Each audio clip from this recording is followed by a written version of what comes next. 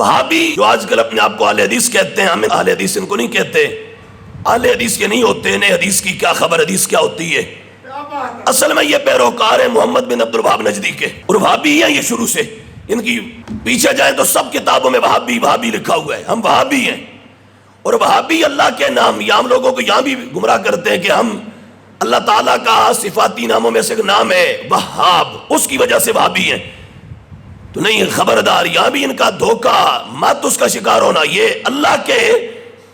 جو نام وہاب ہے اس کی وجہ سے وہابی نہیں ہے، یہ محمد بن عبد الوہاب نجدی خارجی کی وجہ سے وہابی ہیں۔ تو ہم یہ کہتے ہیں کہ جب تم اسے مانتے ہی ہو، شیخ الاسلام مانتے ہو، مجدد مانتے ہو، اسے اپنا بڑا مانتے ہو، تو پھر جرات کرو، کہو اس کی وجہ سے ہم وہابی ہیں۔ اور یہ ان کی جو اہل حدیث والی ہسٹری ہے وہ تو یہ بالکل یہاں یہ انگریزوں کو انہوں نے درخواست دی، خود ان کی اپنی کتابوں میں لکھا ہوا ہے، مولوی ثناء اللہ امرتسری نے لکھا کہ ہمارے مولوی ایک ہوئے محمد حسین بٹالوی، بٹالہ جگہ ہے یہاں پہ انڈیا میں، کہا محمد حسین بٹالوی اس نے انگریز سرکار کو درخواست دی، انگریز سرکار کو، وہاں لفظ بھی یہ موجود ہے، انگریز سرکار کو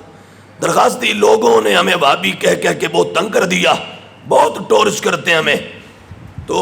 انگریز سرکار ہمارے اوپر مہربانی یہ کرے کہ ہمارا نام سرکاری کھاتے میں اہل حدیث منظور کیا جائے۔ یہ ہے اہل حدیث جو انگریز سرکار سے منظوری کروا کے اہل حدیث بنے۔